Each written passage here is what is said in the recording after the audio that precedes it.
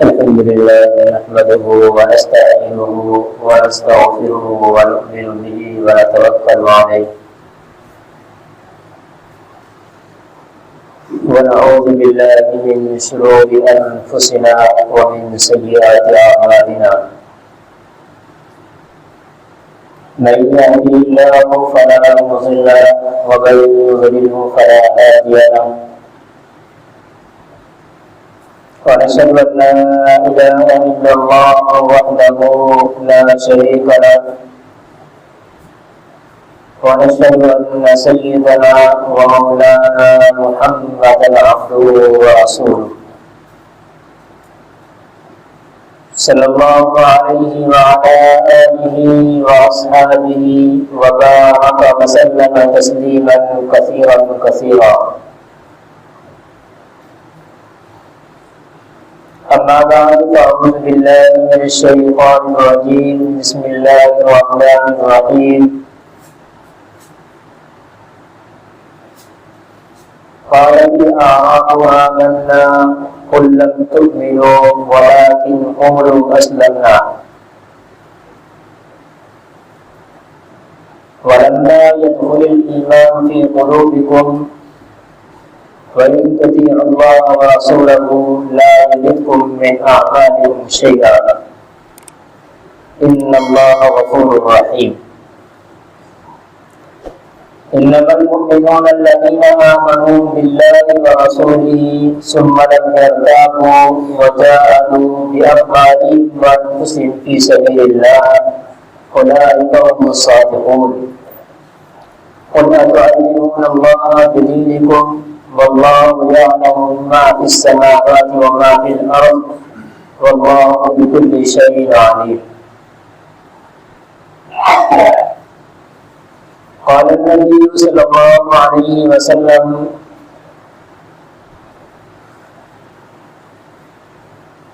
الكيس من دان نفسه وعمل لما بعد الموت أو كما قال عليه الصلاة والسلام. قرآن کریم کی یہ چند آیات ہیں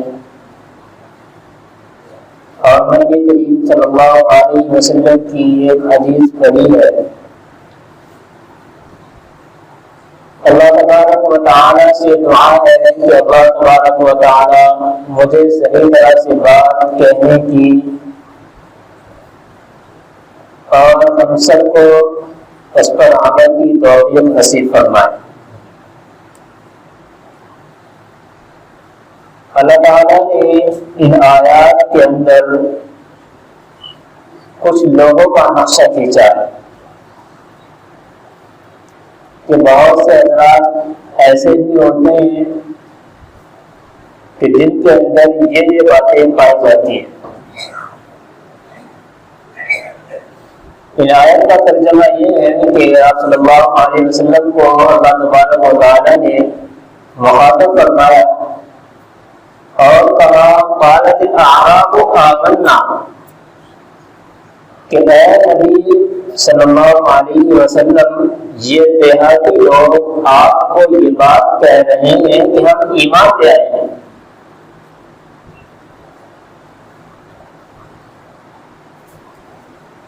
تو پھر آپ کو کیا جواب دینا ہے؟ اللہ تعالیٰ نے ارشاد فرمایا قل لم تؤمنوا، اے نبی آپ ان کو کہہ دو لم تؤمنوا تم ایمان نہیں لے کر کے آئے، بلکہ یہ کہو ولکن قولوا اسلمنا کہ ہم کیا ہے، ہم نے اپنے سر کو جھکا دیا ہے، ہم مسلمان ہو گئے. آگے اللہ تعالیٰ نے ارشاد فرمایا ولما يدخل الایمان فی قلوبکم وان تطیعوا الله ورسوله لا یلدکم من اعمالکم شیئا کہ اگر تمہارے دل میں ایمان ہوتا تو اللہ تعالیٰ ارشاد فرماتے ہیں ان تطیعوا الله ورسوله پھر تم اللہ کی اطاعت کرتے ہو، اس رسول کی اطاعت کرتے اور جب اللہ اور اس کے رسول کی اطاعت کرتے لا یلدکم من اعمالکم شیئا اللہ تبارک و تعالیٰ تمہیں پورا پورا بدلہ عنایت فرما دیتے، اس میں ذرہ برابر بھی کمی نہیں ہوتی. ان اللہ غفور رحیم، اور جو تم نے اب سے پہلے کیا تھا تم سے گڑبڑیاں ہوئی ہیں، اللہ تبارک و تعالیٰ ان کو معاف کرنے والا، مغفرت کرنے والا ہے، رحم کرنے والا ہے۔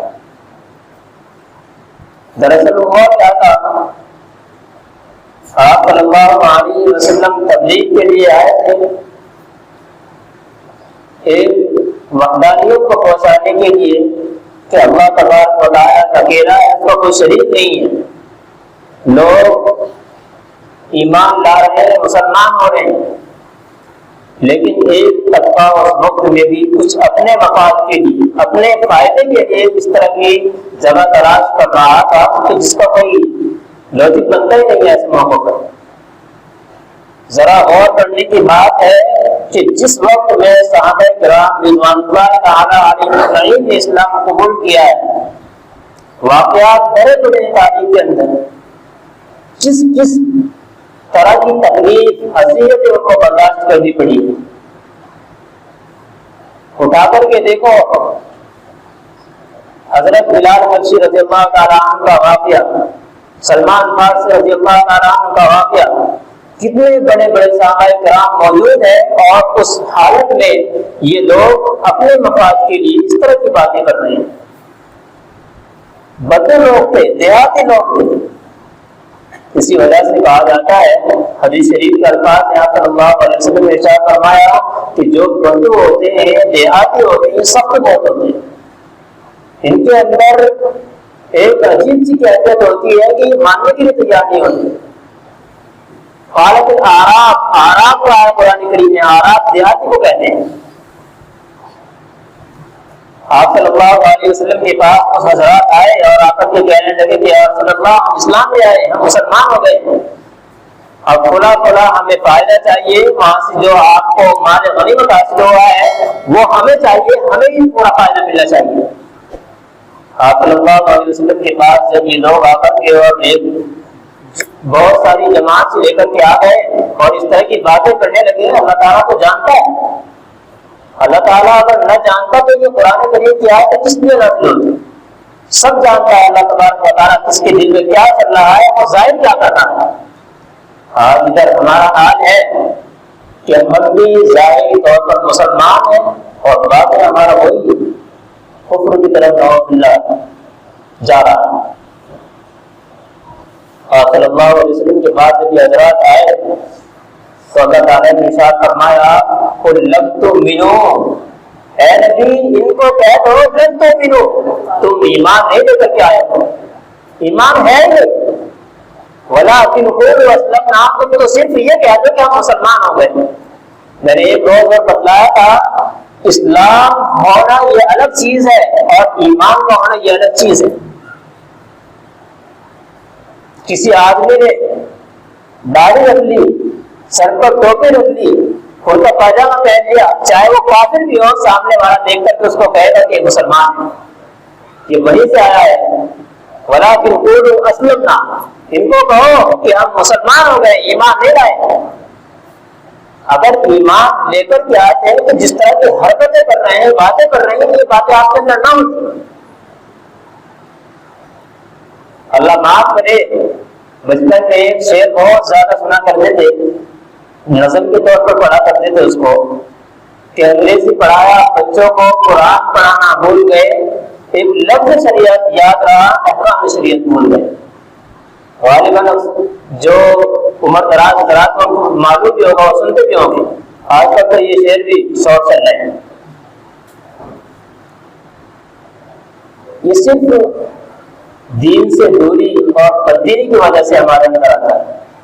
کل ہی ایک فلم نظر سے گزرا ہے، غیروں کی سمجھ میں اسلام آ رہا ہے اور ہم اپنے آپ کو مسلمان کہنے والے اور جنت کے ٹھیکیدار نبی کو امتی کہنے والے، ہماری سمجھ میں ایمان نہیں آتا ہے، نہ اسلام ہماری سمجھ میں آ رہا ہے۔ کوئی صاحب تھے، وہ کھڑے ہوئے مائک پر، بہت بڑا لمبا چوڑا اسٹیج لگا ہوا ہے، وہ انگلش میں باتیں کر رہے ہیں۔ انہوں نے آ کر کے کہا کہ جی میں مسلمان، اور سامنے والا چہرے مولوی سے ایسا لگ رہا ہے کہ وہ یہودی تھا، کسی دوسری کتاب کا وہ عالم تھا جو باتیں کر رہا تھا۔ اس نے کہا واٹ مسلم، آپ کیا ہو گئی، کون سے مسلمان؟ تو پھر اس نے بتلایا کہ میں پاکستان سے ایسی جگہ سے آیا ہوا ہوں، ایسے ملک سے آیا ہوا ہوں جس جگہ پر 90% مسلمان ہیں۔ اب انہوں نے جانتے کیا جواب دیا اس کو، او آپ وہاں سے آئے ہو؟ آج سے 15 سال پہلے میرا جانا ہوا تو میں نے دیکھا ہے شادی میں گیا تھا، وہ واقعہ بیان کر رہے ہیں، اسلام کے بارے میں، مسلمانوں کے بارے میں باتیں بیان کر رہے ہیں۔ وہ کہہ رہے ہیں آپ تم حالت کیا ہے تمہاری، اور باقی نہیں۔ سامنے جو بندہ مائک پر کھڑا تھا، جو سوال کر رہا تھا اور اپنے بارے میں انٹروڈکشن کرا رہا تھا، اپنا تعارف کرا رہا تھا کھڑا ہو کر کے، اس کے بارے میں کہا جا رہا ہے وہ دیکھنے میں ایسا لگ رہا ہے کہ مسلمان ہے نہیں، اور وہ اپنے آپ کو شاید مسلمان شمار کر رہا ہے۔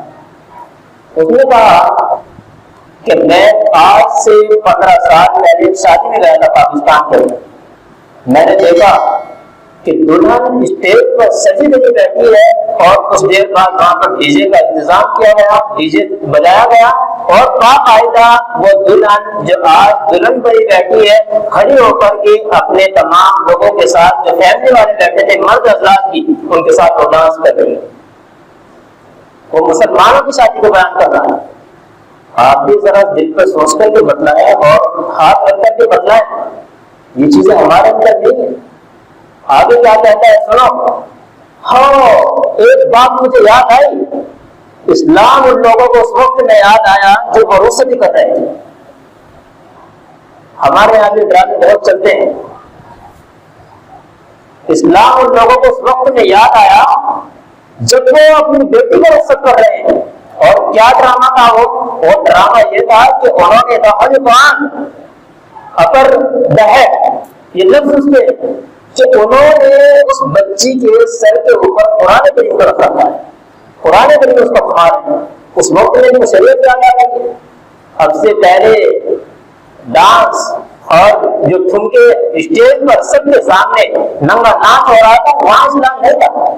اب اس کے ہاتھ میں قرآن کریم دے رہے ہیں۔ اس نے کہا یہ قرآن کی توہین ہے، آپ صلی اللہ علیہ وسلم کی امت کے اپنے آپ کو کہنے والے یہ آپ صلی اللہ علیہ وسلم کی بے حرمتی کر رہے ہیں، قرآن کریم کی بے حرمتی کر رہے ہیں۔ آپ کو نہیں پتا وہ کافر ایک جو ہمارے طبقے کا ہے نہیں، جو وہ اسلام کو اتنے بہترین طریقے سے سمجھ سکتا ہے۔ میں دعا کروں گا کہ اللہ تعالیٰ اس کو ایمان کی توفیق نصیب فرمائے۔ تو ہمارا دل کیسے سو گیا، ہم اپنے آپ کو مسلمان کہنے والے اور اپنے آپ کو جنت کا ٹھیکیدار سمجھنے والے، ہماری مسلمانی کہاں سے ملی؟ پھر اس نے ایک واقعہ ہندوستان کا بیان کیا، پھر پاکستان کا، پھر انگلینڈ کو اسی طرح واقعات اس نے گنائے کہ یہ مسلمانوں کا حال ہے۔ پھر اس نے کہا ہے دراصل بات یہ ہے کہ مسلمانوں نے اپنی حیثیت کو کھو دیا ہے، مسلمان نے اپنے رخ کو چھوڑ دیا ہے، جو ان کا رخ رہا جس طرح آپ صلی اللہ علیہ وسلم لے کر کے ان کو آئے تھے وہ چھوڑ چکے ہیں۔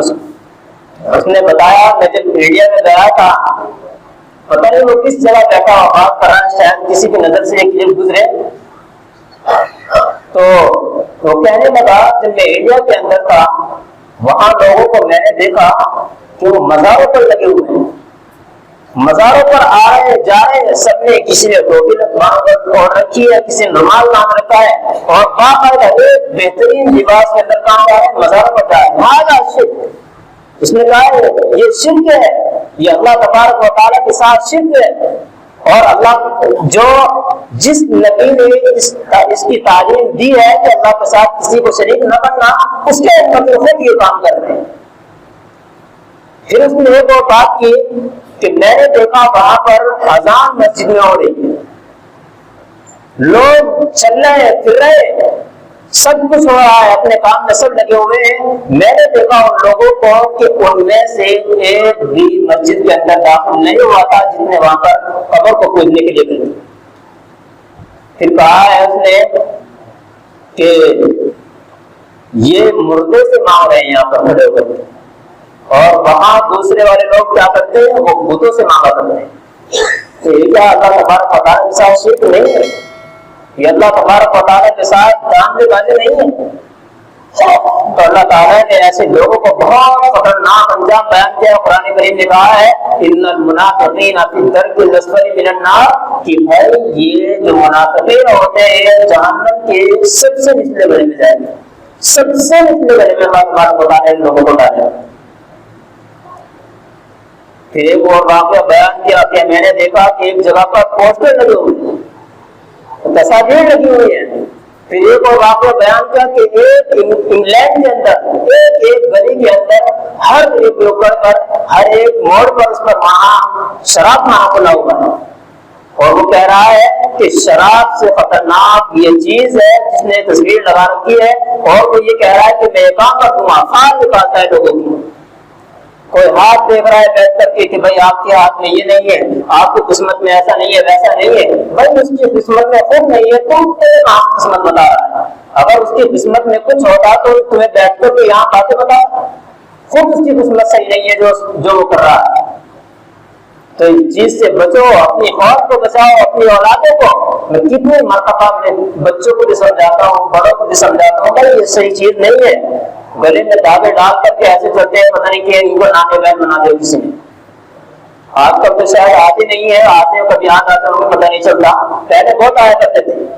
اس جانور کو بھی بیچارے کوئی دلہن سے سجا دیا جاتا ہے اور وہ گاؤں میں گھماتے ہیں۔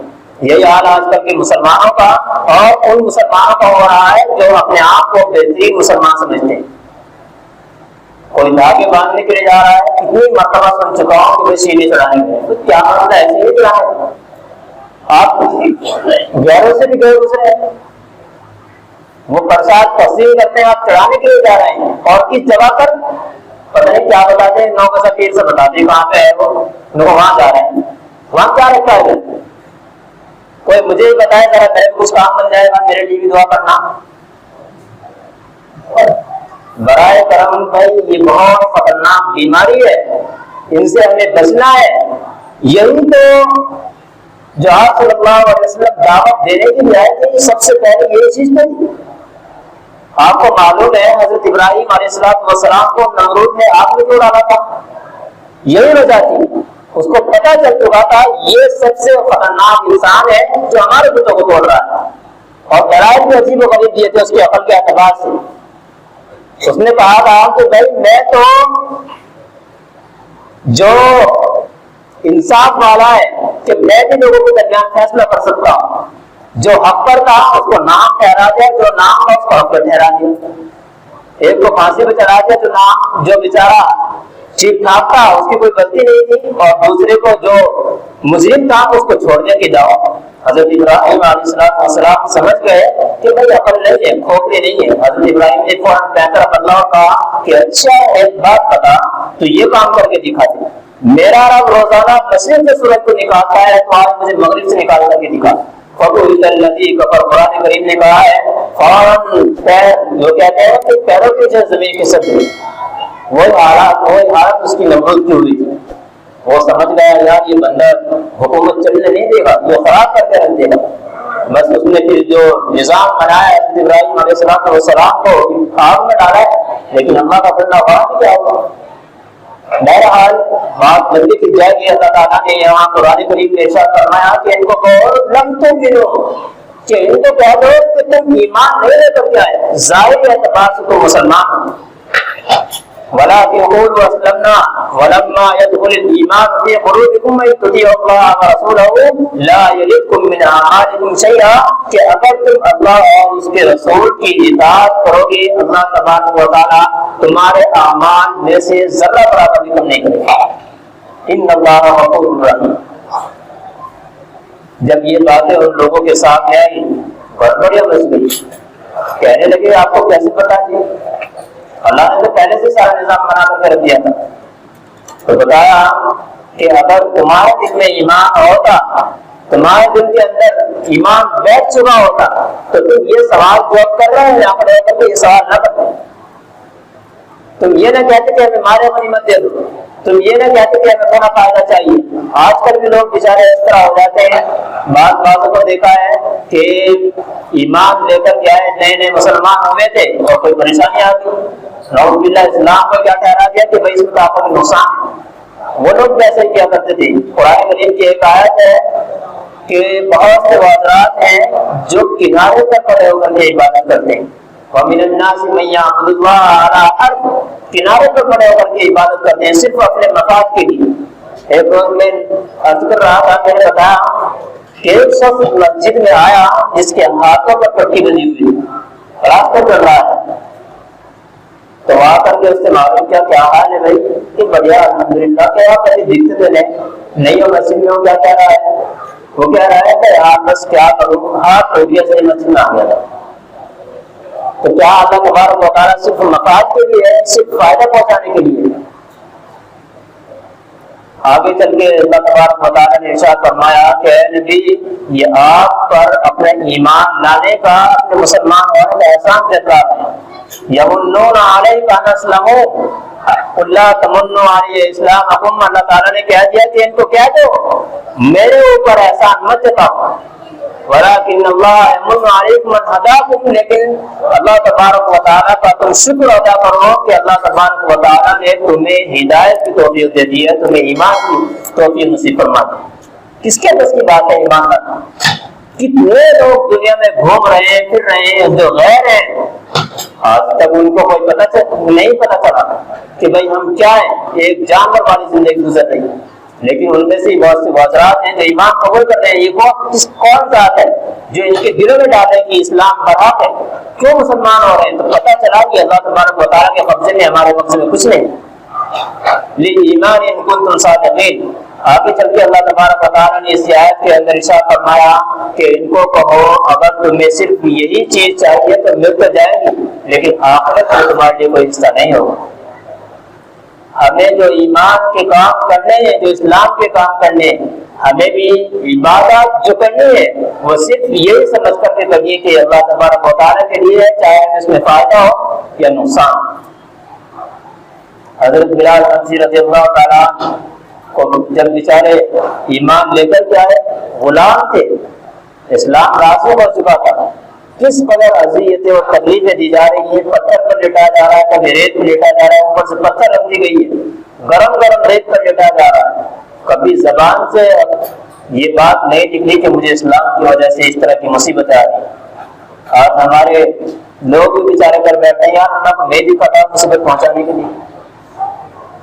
فوراً انسان کو استغفار کرنی چاہیے، ایمان کی تجدید کرنی چاہیے۔ میں اللہ کے بارے میں کیا بول رہا ہوں، کیا سوچ ہو چکی ہے ہماری؟ ان چیزوں سے نکل کر کے ہمیں تو اور اچھے درجے پر پہنچنا چاہیے۔ ہمیں اپنے آپ کو، اپنے مسلمان ہونے کو جو دوسرے کے سامنے ثابت کرنا ہے، وہ ہمارے دل کے اندر میں ہونا چاہیے کہ یار آپ مسلمان ہیں، گاڑی ہمیں سامنے بھی نہیں دینی، ہمیں پیچھے بھی نہیں دینی۔ آج ہمارے جو پچھلی آیتوں میں اللہ تعالیٰ نے ارشاد فرمایا تھا کہ بھائی یہ جو ہم نے خاندانی کے بت اپنے دل میں ڈال رکھے ہیں، یہ بہت بیکار ہے۔ اس آیت کے اندر ارشاد یہی فرمایا گیا کہ اگر یہ چیز ہوتی کہ اللہ تبارک و تعالیٰ کو تمہاری یہ خاندانی اس وجہ سے آپ کو جو قوم کر کے بنایا ہے، اس وجہ سے ہوتی کہ تمہیں ایک دوسرے کے ساتھ لڑو، کوئی فائدہ نہیں ہے اس کا۔ اللہ نے یہ صرف لتعارفوا، قرآن کریم نے کہا ہے کہ بھائی چھوڑو، پہچاننے کے لیے یہ باتیں تھی۔ اگر ہم اسی کو لے کر کے ایک چیز لوگوں کے سامنے پیش کرنا شروع کر دیں، آپ صلی اللہ علیہ وسلم کے پاس جب بھی کوئی غیر مسلم آیا ہے تو آپ نے کس طریقے کا استعمال کیا جانتے ہیں؟ ایک مرتبہ ایک شخص آیا، یا رسول اللہ، رسول تو نہیں کہا، آپ نے محمد، یہ لوگ اسی طرح کہا کرتے تھے۔ آپ صلی اللہ علیہ وسلم کو آئے کہ مجھے کھانے کی ضرورت ہے، خود بیچارے آپ صلی اللہ علیہ وسلم بھوکے، گھر والے بھوکے۔ آپ صلی اللہ علیہ وسلم نے ارشاد فرمایا صحابہ کرام سے کہ کوئی ہے جو اس شخص کو کھانا کھلا سکے؟ سارے کے سارے ادھر ادھر جھانک رہے ہیں، ایک شخص کھڑے ہوئے اور جا کر کے حضرت علی رضی اللہ تعالیٰ کے گھر پہنچے کہ اللہ کے نبی صلی اللہ علیہ وسلم نے ایسا ایسا کہا ہے، کھانے کو کچھ ہے؟ دیکھا کہ یہاں بھی کچھ نہیں ہے، 3 دن فاقے ہو چکے ہیں۔ فوراً پتہ چلا کہ بھائی یہاں بھی جب کچھ نہیں ہے تو ایک چادر اٹھائی اور جا کر کے اس کو کہا کہ اس کو لے جاؤ فلاں یہودی کے پاس اور وہاں سے کچھ کھانے کا سامان لے آؤ۔ یہ آپ صلی اللہ علیہ وسلم کے اخلاق ہیں جو آپ امت کو دکھانا چاہتے ہیں اور سکھلانا چاہتے ہیں۔ غیروں کے لیے بھی جب ہمیں اتنا جھک کر کے چلنا ہے، وہ جھکنا ہمارا جھکنا نہیں ہے کہ اپنے حق کو چھوڑ کر کے آپ کو یہ دست بردار ہوتا ہے کہ بھائی چھوڑ، وہ ایک الگ فضیلت ہے جو اس جگہ پر انشاءاللہ کبھی بتاؤں گا. لیکن یہاں پر جو بات ہے آپ صلی اللہ علیہ وسلم نے کیسے غیر مسلم ہوتے ہوئے بھی جس طریقے پر اس کو اپنے حق ادا کرنے کا احساس دلایا ہے کہ بھائی حق کس طرح ادا کیا جاتا ہے انسان کا, ایک انسان کو انسان ہونے کے ناطے کیسے حق ادا کرنا ہے. حضرت علی رضی اللہ تعالیٰ گئے اور جا کر کے اس چادر کو دے کر کے آئے, کھانا تیار کیا اور لا کر کے اس یہودی کو کھلا دیا. کھانا کھایا, کیا یہ محمد میرے پاس سواری بھی نہیں ہے, مجھے سواری کی ضرورت ہے. آپ صلی اللہ علیہ وسلم نے کہا کہ بھائی سواری کا انتظام کیا جائے, اس کی سواری بھی اس کو دینی ہے. ایک اونٹ دے دیا گیا. پھر کہنے لگا میرا سفر لمبا ہے, میں آج رات یہ ٹھہروں گا. آپ صلی اللہ علیہ وسلم نے کہا کہ بھائی ٹھیک ہے آج رات یہ ٹھہروں. آپ صلی اللہ علیہ وسلم نے بستر لگایا, سارا کچھ کرایا, رات کو ٹھیک ٹھاک کرا کر کے اور لٹا دیا, سلا دیا. اتفاق سے بات کیا ہوئی کہ پیٹ میں گڑبڑ ہو گئی. ہمارے یہاں تو اسلام میں سکھایا جاتا ہے کہ بھائی ہمیں جو کھانا کھانا ہے وہ 3 حصے اس کے کرنے ہیں کہ بھائی کھانا کھا لو, تھوڑا بہت پانی پی لو, ایک حصہ خالی چھوڑ دو. لیکن ان کے یہاں تو پتہ ہی نہیں ہے. وہی جیسے میں کہہ رہا ہوں جانوروں والی زندگی ہے. جانور بھی ایک مرتبہ لگ جاتے ہیں, کسی نے پانی رکھ دیا تو پی لیا, ورنہ تو کھڑے کھا رہے ہیں بس. وہی آئے اس کے وہی کھاتا رہا, خوب کھایا دبا کر کے. جب رات میں پیٹ خراب ہوا تو راستے کا کوئی پتہ نہیں تھا کہاں جاؤں کیسے جاؤں, اور اگر پتہ بھی ہوگا تو ڈر لگا کہ بھائی کہیں کوئی مارنا دے رات میں. کوئی ایسے حالات تھے نہیں کہ بھائی لائٹیں لگ رہی ہیں بہت بڑی بڑی یہاں پر. بہرحال جب اس کا پیٹ خراب ہوا اس نے بستر خراب کر دیا اور وہاں سے ایسے وقت میں نکل گیا کہ آپ صلی اللہ علیہ وسلم وہاں پر یہ تو موجود نہیں تھی, آپ کو پتہ نہیں چل سکا, بستر لپیٹا اور وہاں سے نکل گیا. آپ صلی اللہ علیہ وسلم کی آنکھ کھلی, یا آپ آئے کر کے اندر تو دیکھا وہ مہمان وہاں نہیں ہے. آپ صلی اللہ علیہ وسلم نے بستر اٹھایا تو اس میں سے بدبو آ رہی. آپ نے دیکھا ہو تو آپ صلی اللہ علیہ وسلم نے کوئی بات نہیں, گئے اور جا کر کے دھو کر کے اس کو ڈال دیا. 2-3 دن گزرے, آپ صلی اللہ علیہ وسلم کا گزر کسی راستے پر وہ آپ کو شخص کو دیکھا اور جا کر کے کہا کہ آپ بتا تو دیتا کہ میرے ساتھ ایسا ہوا ہے. بس وہ شخص فوراً آپ صلی اللہ علیہ وسلم کے گلے لگا اور گلے لگ کر کے فوراً کہا کہ آپ صلی اللہ میں آپ کا ایمان لاتا ہوں, اشہد ان لا الہ الا اللہ و اشہد ان محمد رسول اللہ. یہ اخلاق آپ صلی اللہ علیہ وسلم کے تھے جو آپ کو سکھائے, جو امت کو بدلائے. تو بھائی ہمیں ان کا خیال کرنا ہے. ہمیں جس دین کی تعلیم دی جا رہی ہے ہم اس کو سیکھنا بھی ہے اور بچوں کو سکھانے کی کوشش بھی کرنی ہے کہ بھائی یہاں پہ کچھ حاصل ہوتا ہے جو ہماری دنیا اور آخرت دونوں بنا دیتا ہے. صرف ایک ذرا سے دنیا کے فائدے کے لیے اپنے آپ کو اپنے بچوں کو دین سے دور کر دینا یہ کوئی اچھی چیز نہیں ہے. اللہ ہمیں سمجھ کے اللہ کی توفیق نصیب فرمائے. وآخر دعوانا الحمد للہ رب العالمین.